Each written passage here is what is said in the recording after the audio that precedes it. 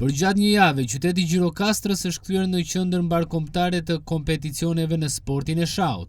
Rreth 200 sportistë nga qytete të ndryshme të vendit si dhe Kosova janë pjesëmarrës në festivalin e shahut, i cili po organizohet në qytetin e Gurtë. Është sukses për Federatën Shqiptare të Shahut që Bashkia e Gjirokastrës të jep një ndihmë mjaft të madhe, një kontribut shumë të domosdoshëm, me kushte shumë të mira, me një program që ka marrë disa muaj më përpara, domethënë projekt dhe që është zbatuar sot.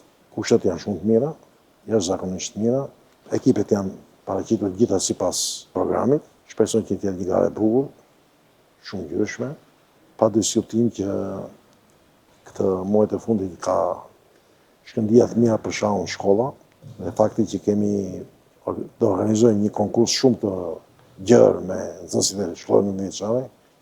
Kemi idenë që shahu duke qenë një sport shumë popullor masivisht, ku rinia luan shumë, dhe që tash po futet nga qeveria dhe nga shkollat ku zhvillojnë mësimin e nxënësit, them që edhe Gjirokastra ka vendin e vet, sepse këto 2 vitet e fundit jo vetëm që ka lëvizur nga vendi, por ka bërë hapa shumë të rëndësishëm që t'ju afrojë më të mirë në shah në Republikë. Është një festival kampionatësh, ndërkohë që më shumë se gjysma e kampionateve do të zhvillohen në të njëjtën kohë në Gjirokastër.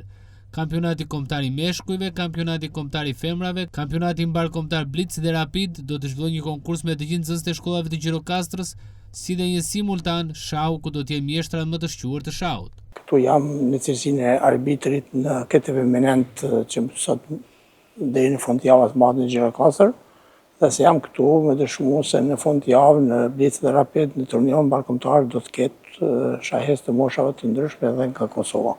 Sportistët nga Kosova dhe shahiste në veçanti janë gjithmonë të prirur dhe të dëshiruar për të ardhur në turne si ky mbarkombëtar që mbahet në Gjirokastër dhe me siguri do të jenë në fundjavë.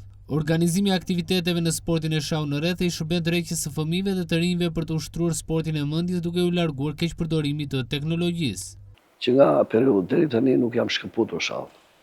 Kam luajtur me ekipin e Fierit fillimisht, me Lushen, pastaj me Roskoveçi dhe tani aktualisht me Tiranën. Shahu është pasioni im dhe kam patur rezultate të mira. Kam zgjedhur 2 kampion shqipërie, edhe djalin edhe çopën.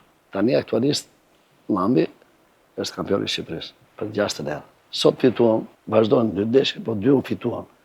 Pra unë fitova me kundërshtarin tim Recep Danon dhe tavolina e parë Tomić i Marinzi fitoi me tavolina e parë të Vlorës, me Kidaç.